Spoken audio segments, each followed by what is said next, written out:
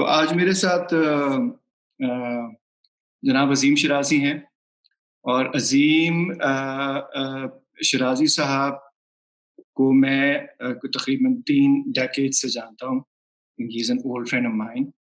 Somewhere in the mid of 90s, Azim left Pakistan to study Islamic ideology, uh, and ever since he's been back and forth.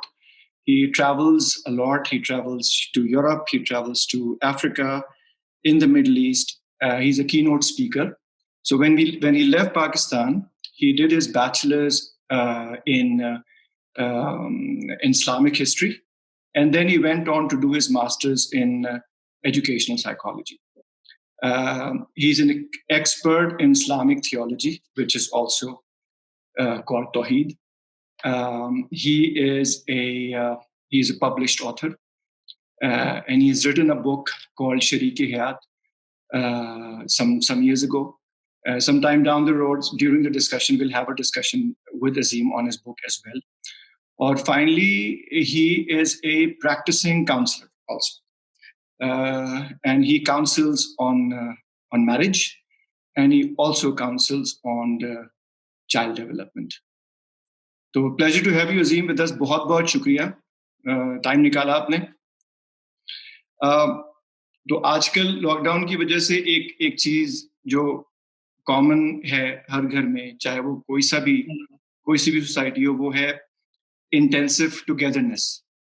ठीक है, intensive togetherness force भी wanted भी हो सकती है और unwanted भी हो सकती है। ऐसा भी हो सकता है कि इंटेंसिव टुगेदरनेस वांटेड हो शुरू में, लेकिन आगे चल के अनवांटेड हो जाए। And I am talking about specifically spousal intensive togetherness, यानी कि मियाँ बीवी के दरमियान। पिछली डिस्कशन मेरी हो रही थी, इससे पहले वाला जो सेशन था उसमें हमने ये बात की थी कि लॉकडाउन की वजह से डोमेस्टिक वायलेंस बढ़ गया। That was another discussion. लेकिन लॉकडाउन की वजह से कुछ एक्सपर्ट्स ये भी कह रहे हैं कि शायद डिवोर्स रेट्स ऊपर जाएं।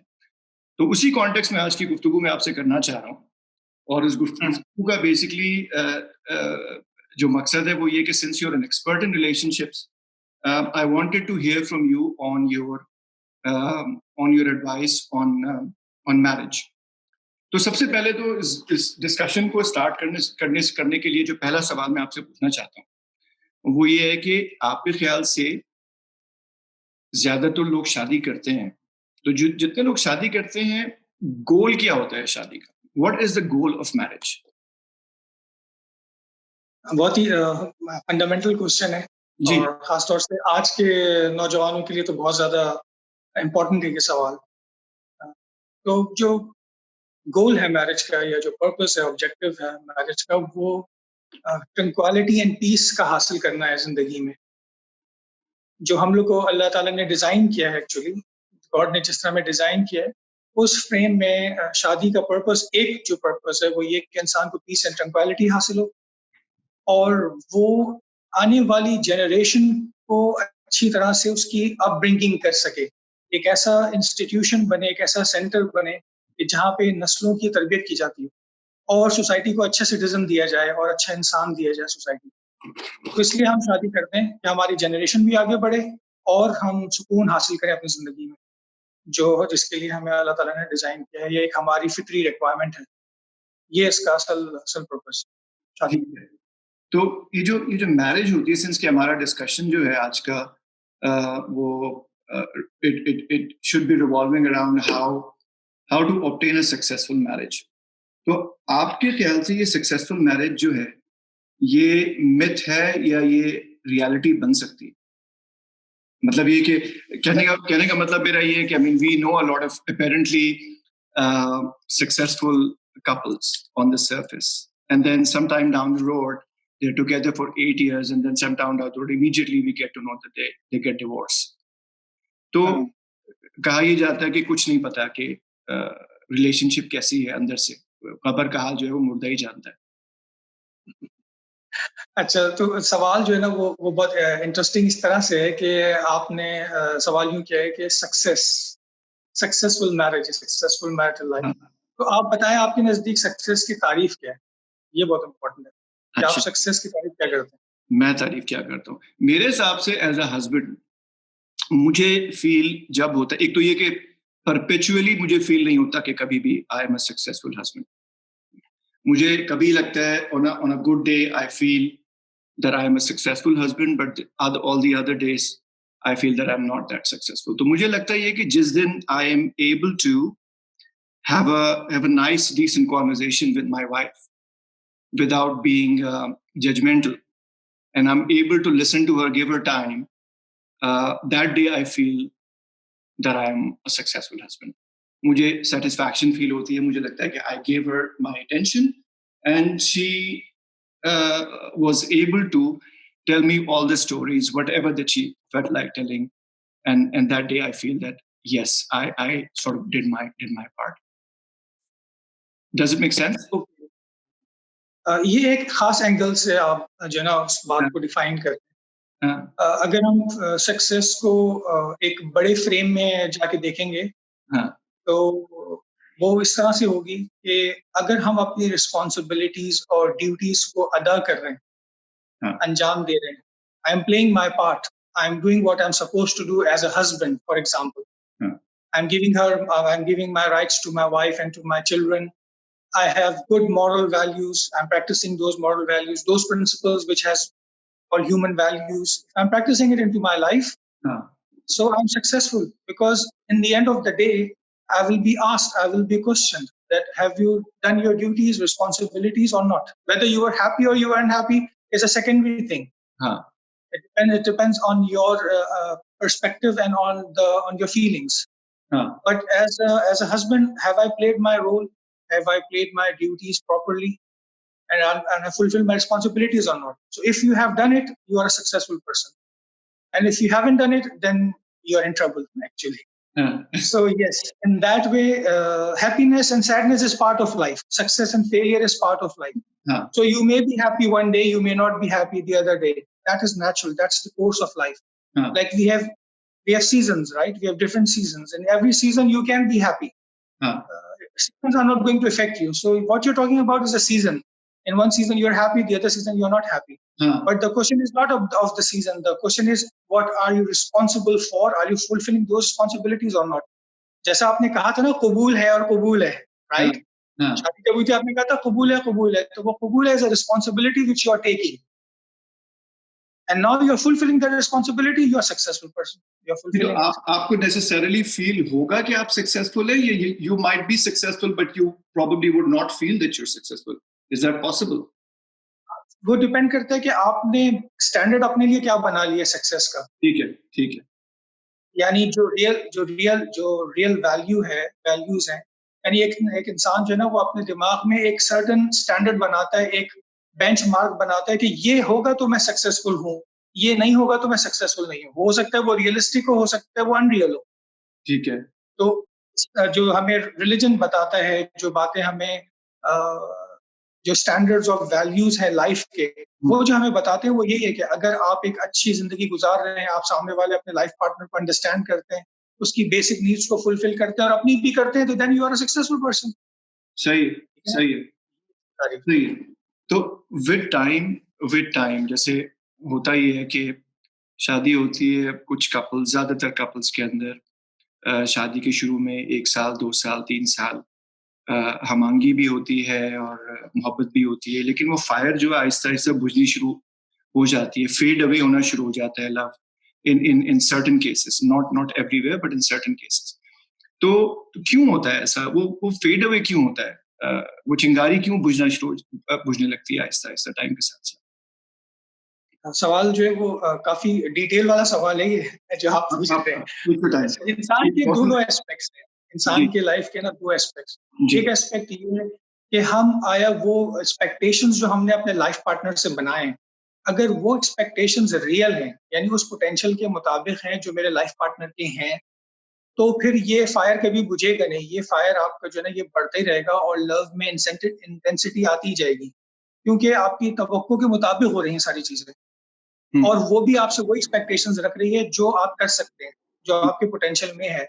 तो ऑटोमैटिकली आपके अंदर जो है ना वो अंडरस्टैंडिंग और बढ़ती जाएगी और ज़िंदगी आगे की तरफ रवां-दवां होती जाएगी। सक्सेस रेट आपका बढ़ता जाएगा because you are understanding each other and you are demanding from each other what is in the potential of that person. हाँ, तो फिर आपके प्रॉब्लम आपको नहीं होगी। यानी ये मोहब्बत जो है ना वो कम रंग कब होती है उसमें, वो कब फेड होने लगती है, जब हाँ, मिसाल के तौर पे मियाँ-बीवी दोनों जॉब करने वाले हों, उनके पास आपस में एक-दूसरे के लिए टाइम ही ना हो, हाँ, ठीक है ना?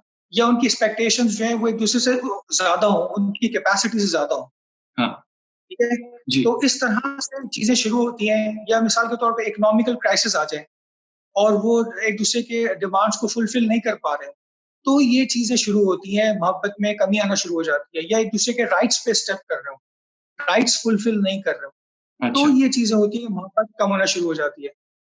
वरना तो मोहब्बत आपकी बढ़ेगी, यानी हुँ, जैसे-जैसे आप एक-दूसरे के लिए ज़िंदगी गुज़ारेंगे, एक-दूसरे को सर्व करेंगे, मोहब्बत तो बढ़ेगी ना वक़्त के गुज़रने के साथ-साथ, मोहब्बत हाँ, कम नहीं होगी। हाँ।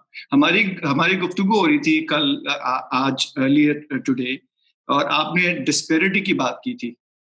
रिलेशनशिप में जेंडर डिस्पैरिटी की शायद बात की थी आपने, उसके ऊपर थोड़ा-सा मुझे दोबारा से अ, रोशनी डालिए प्लीज़। सही है, सही है। एक प्रॉब्लम जो हमारे कपल्स में हम देखते हैं या मैरिड लाइफ में मियाँ-बीवी के दरमियान देखते हैं, वो एक्सपेक्टेशंस हैं जेंडर एक्सपेक्टेशंस की। हाँ, हाँ, यानी मैं बेईमान शौहर, बेईमान एक मर्द, मेरे अपने अंदर एक सक्सेस की एक तारीफ़ है, एक कामयाबी की एक तारीफ़ है और मेरे अपने ज़ात से कुछ तवक्कुआत हैं। तो मैं जी, समझता हूँ कि मेरी वाइफ़ भी वही चीज़ करे जैसा मैं समझ रहा हूँ कि ये करना अच्छा है, उसको भी वैसे ही सोचना चाहिए जैसा मैं सोचता हूँ और हुँ, पसंद का क्राइटेरिया भी वही होना चाहिए। यानी हम जेंडर डिफरेंस को नहीं ज़हन में रखते और उसकी वजह से हमारी एक्सपेक्टेशंस जो बनती हैं, वो मीट नहीं कर पाती। हुँ, यानी हमारी क्वांटिटी एंड क्वालिटी में बहुत डिफरेंस होता है। हाँ, फ़र्ज़ करें मर्द के नज़दीक मोहब्बत का इज़हार करने का तरीका और है और बीवी के नज़दीक मोहब्बत के इज़हार का तरीका कुछ और बिल्कुल है। सही, रिस्पेक्ट का तरीका इसका कुछ और है, उसका कुछ और है। हाँ, ये अगर हमें पता होगा तो हमारी लाइफ बहुत आसान हो जाएगी। हम हाँ, अपने हिसाब से हर चीज़ को नहीं सोचेंगे, हम बिल्कुल उसके सही, हिसाब से भी देखेंगे, उसके पर्सपेक्टिव को भी पूछेंगे। हाँ, मिसाल के तौर पे अगर आपको घर लेना है, तो आज के दौर में अगर आप घर लेने जाएँगे तो सबसे पहले आप किचन तो नहीं जाएँगे ना, आप जाके बेडरूम तो नहीं फौरन देखेंगे। हाँ, आप कुछ और चीज़ें देखेंगे बनवाने हस्बैंड।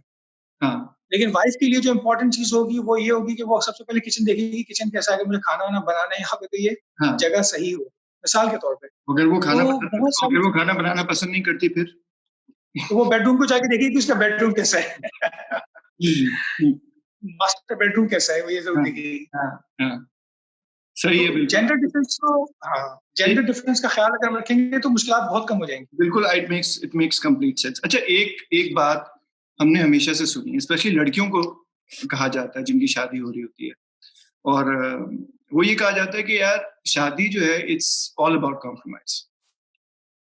तो कॉम्प्रोमाइज़ ही है शादी या उसके आगे भी कुछ है? Is there anything beyond compromise और इज़ दिस ओनली कॉम्प्रोमाइज़? जो वर्ड आज यूज़ कॉम्प्रोमाइज़ हो रहा है ना, वो बड़े ही नेगेटिव एस्पेक्ट में हो रहा है। हाँ, लाइफ में कभी भी कोई चीज़ जो है वो फुल होती ही नहीं है, उसके अंदर compromise is a part of life. हाँ, लेकिन देखना ये है कि उस कॉम्प्रोमाइज़ के स्टेट को आप कैसे डील करते हैं। यानी are you enjoying that compromise और you are feeling pain by हाँ, कॉम्प्रोमाइज़िंग, ये बहुत इम्पोर्टेंट होता है। मिसाल के तौर पे 2 अच्छे दोस्त होते हैं, वो जब एक-दूसरे के लिए कॉम्प्रोमाइज़ या सैक्रिफाइस कर रहे होते हैं, तो वो खुश होते हैं या वो परेशान रहते हैं? तो खुशी से वो काम कर रहे हैं। खुश हो बिल्कुल हाँ, सही। इसी तरह आप जब प्रोग्रेस कर रहे होते हैं अपने बिज़नेस में, अपने जॉब में, आपको बहुत सारी चीज़ें सैक्रिफाइस करनी होती हैं। आप सैक्रिफाइस कर रहे होते हैं, लेकिन आप ग्रोथ भी आपकी डेवलप हो रही होती है, आप ग्रोथ भी आपके अंदर आती है। तो ठीक है, एग्ज़ाम्स में मैट्रिक से पहले या मैट्रिक के एग्ज़ाम से पहले आपको कितनी सैक्रिफाइस करनी पड़ती है। ए हाँ, ग्रेड लाने के लिए आपको कितना मेहनत करना पड़ता है। लेकिन हाँ, जब ए ग्रेड आ जाता है, तो वो सारी जो सैक्रिफाइस आपने की होती है, उसकी कोई वैल्यू नहीं होती, वो बल्कि अच्छाई में चेंज हो जाती है। बिल्कुल सही बात है, बिल्कुल सही तो बात रिज़ल्ट के ऊपर होता है, आपका रिज़ल्ट कैसा आने वाला है, आप उसको कैसे देख रहे हैं और सैक्रिफाइस को यू एन्जॉय अगर आपकी अंडरस्टैंडिंग अच्छी है, तो इस सैक्रिफाइस को आप एन्जॉय करते हैं अपने लाइफ़ पार्टनर के साथ। है। हाँ, हाँ। अच्छा अभी 3 मिनट और हमारे पास है इस गुफ्तगू के लिए। मैं चाहता हूँ कि आप अगर समराइज़ कर दें की एरियाज़ को हमारी डिस्कशन की या कोई ऐसी चीज़ जो कि हम मिस आउट कर गए हो तो बड़ा अच्छा हो जाएगा।